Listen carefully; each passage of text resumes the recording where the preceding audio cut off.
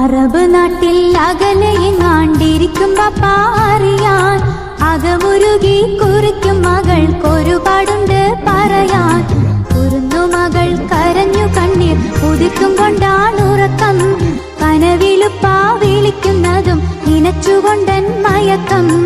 Arab നാട്ടിൽ അകലെയെങ്ങാണ്ടിരിക്കും ബാപ്പാ അറിയാൻ, അകമുരുകി കുറിക്കും മകൾക്കൊരുപാടുണ്ട്